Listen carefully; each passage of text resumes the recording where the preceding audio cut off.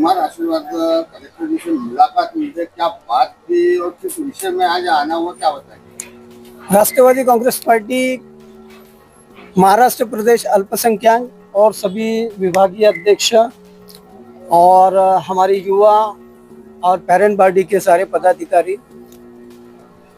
यहाँ पर हम लोग पहले 9 तारीख को आ चुके थे, परंतु कुमार साहब कोई विशेष काम के लिए अपने पालक मंत्री साहब की तरफ से चले गए थे। इस वजह से हमको आईडीसी साहब से मिलना पड़ा।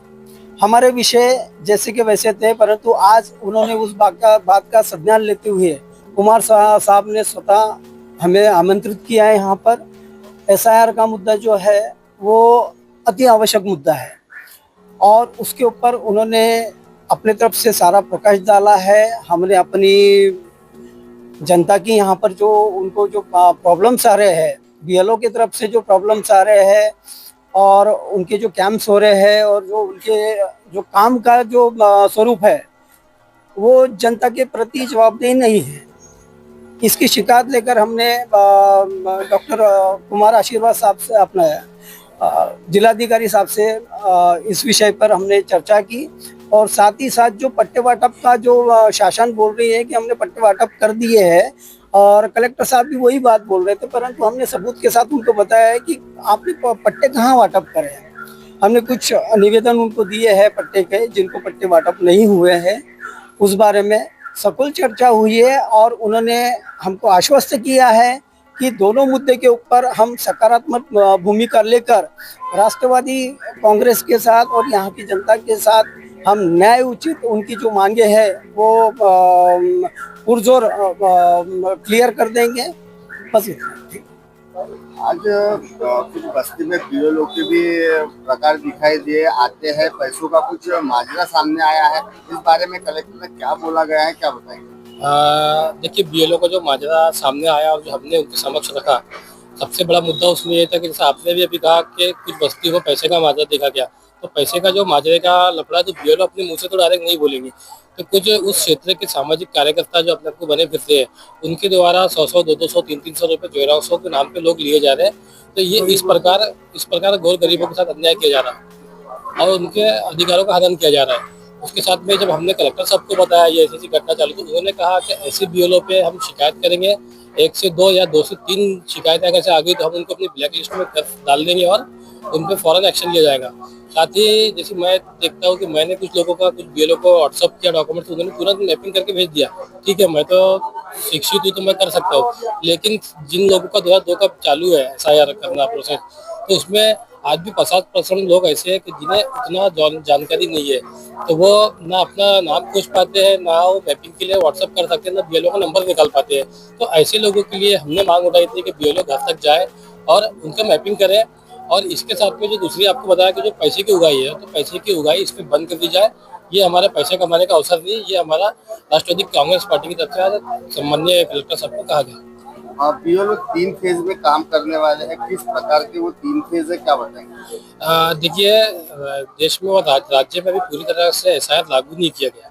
ये एक ट्रायल चालू है और इसमें अभी सेकंड फेज चालू है। सेकंड फेज में भी साहब का कहना था कि हम जो लोग आ जा रहे हैं उनका कर देंगे, जो जानकार है अपने आप से निकाल के बीएलओ के पास आ जा रहे हैं उनका हम मैपिंग कर देंगे करके, या फिर कैंप के माध्यम से कर देंगे। लेकिन जब एसआईआर घोषित हो जाएगा, जब उसका टाइम आ जाएगा, तो इतना समय हमारे पास, इतने समय अवधि नहीं रहेंगी कि हम इतने सारे लोगों का कर सकते। तो उसके लिए ट्रायल बेसिक पे चालू है, इसका सेकंड फेज है।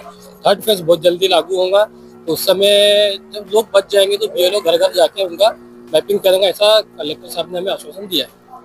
आज 6 विभागीय अध्यक्षों को लेके कलेक्टर ऑफिस आना हुआ है, क्या कारण था इसके पीछे, क्या बताएं? कारण तो ये, मैं पहले अपने इंट्रोडक्शन दे देता हूँ। मैं हाजी सुहेल पटेल अशरफी, राष्ट्रवादी कांग्रेस पार्टी महाराष्ट्र प्रदेश central secretary minority plus Gondia जिला और भंडारा जिला का प्रभारी, और मैं ऑल इंडिया मुस्लिम विंग का महाराष्ट्र प्रेसिडेंट हूँ। आज आने का मकसद, आपने जो एक सवाल मुझसे पूछे कि 6 विभागीय अध्यक्ष को लाने का जो आज आए हैं, मेरे को आज खुशी हो रही है कि नागपुर शहर के शरद चंद्र पवार साहब के पूरे 6 विभागीय अध्यक्ष आप यहाँ पर आए, उनका तो पहले तहे दिल से मैं शुक्रिया अदा करता हूँ। और शरद चंद्र पवार साहब के जो पार्टी के पदाधिकारी, उनका भी तहे दिल से मैं शुक्रिया अदा करता हूँ। आज देने का हमारा मकसद ये था कि गवर्नमेंट जो महाराष्ट्र गवर्नमेंट है, जो ये सेंट्रल गवर्नमेंट है, ये मिसगाइड कर रही है कि ऐसा ना लागू हो गया, ये हो गया, वो हो गया। अभी हुआ कुछ भी नहीं है। माननीय कलेक्टर साहब ने जो हमको कह दिए हैं और उनके अभी लागू नहीं हुआ है, मगर ये एक प्रोग्रामी अपने लेवल पे ये कर रहे हैं ये। तो अगर यही चीजें को लेकर कलेक्टर साहब का काम है कि नागपुर शहर में अब जैसे आप जैसे पत्रकारों के प्रेस कॉन्फ्रेंस देके कह दे रहे, तो घबराए नहीं, अभी लागू नहीं हुआ है करके लोग अपना घर दरबार छोड़ के इसके पीछे पड़े हुए हैं। उधर कलेक्टर साहब ने और एडिशनल कलेक्टर साहब जो हैं, आज दोनों ने अपने को पूरे डिटेल में समझा दिया, अभी लागू नहीं हुआ है। हम आपसे इस बारे में बहुत जल्दी इसका डिस्कशन करेंगे। दूसरा रहा पट्टे वाटप की बात है, उसके पहले भी हुई थी, मगर अभी जो पूरा डिटेल बात हुई है, मेरे पास में लिस्ट है, वो इनको मैं व्हाट्सअप कर दूंगा। मैं एडिशनल कलेक्टर साहब को वो जो नोटिफाई सलम है उसको भी पट्टे वाटप हो जाएंगे।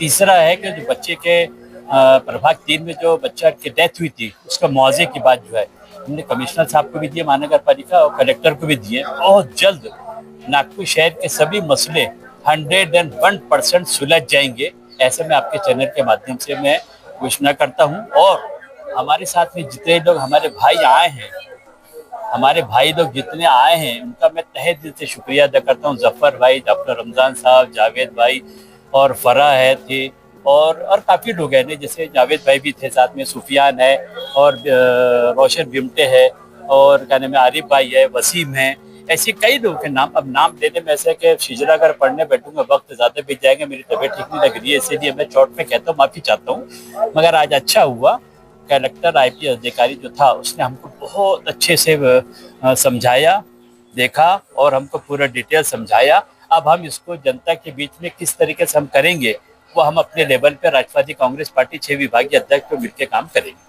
और चुनाव को लेके भी कुछ बात हुई है क्या? बात हुई चुनाव को लेके, क्या बताएंगे?